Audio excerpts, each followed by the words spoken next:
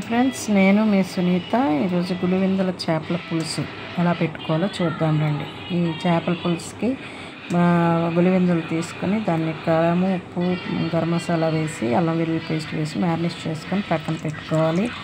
తర్వాత బాండి పెట్టుకొని నూనె వేసుకొని కొంతసేపు మనం మ్యారినేట్ చేసి పక్కన పెట్టిన చేపల్ని ఈ నూనెలో వేసుకొని చక్కగా వేపుకోవాలి. కొంచెం వరకు వేగేంత వరకు మనం ఉంచుకోవాలి, ఎందుకంటే ముక్క విరిగిపోకుండా ఉంటుంది. ఇవి చక్కగా వేగిన తర్వాత మనం ఏం చేయాలంటే పక్కకు తీసి పెట్టుకోవాలి. వేపుకుంటే మనకు ముక్క నిలబడుతుంది. ఇలాగా వండుకోవచ్చు. ఇలా వేపి మనం పులుసుగా కూడా చేసుకోవచ్చు. ఉల్లిపాయలు పోసుకోవాలి, అల్లం వేసుకోవాలి, వెల్లుల్లిపాయలు 5 రెబ్బలు వేసుకోవాలి. తర్వాత ధనియాల పౌడరు, లేదా ధనియాలు ఉన్న ధనియాలు వేసుకోవచ్చు.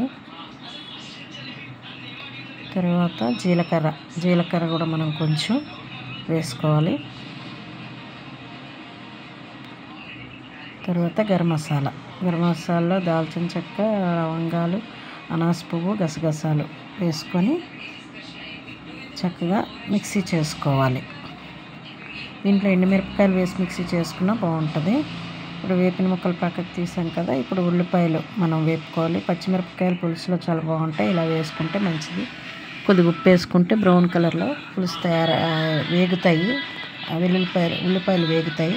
ఇప్పుడు అల్లం వెల్లుల్లి పేస్ట్తో సహా ఉల్లిపాయలు కొట్టాం కదా, ఆ ముద్దను కూడా వేసుకొని మనం చక్కగా కలుపుకోవాలి.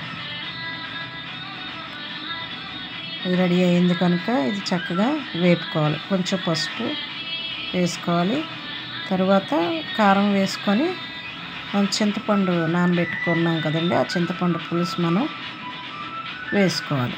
వేసుకున్న తర్వాత చక్కగా పులుసు అంతా దగ్గరికి మరిగిన తర్వాత కరివేపాకు, కొత్తిమీర వేసుకొని ఇప్పుడు వేపిన చేపలు ఉన్నాయి దాంట్లో వేసుకొని కొంచెం దగ్గరికి అయిన తర్వాత దించుకుంటే గులివిందల పులుసు రెడీ. ఇది మీకు నచ్చినట్లయితే సబ్స్క్రైబ్ చేయండి, లైక్ చేయండి, షేర్ చేయండి. Thank you.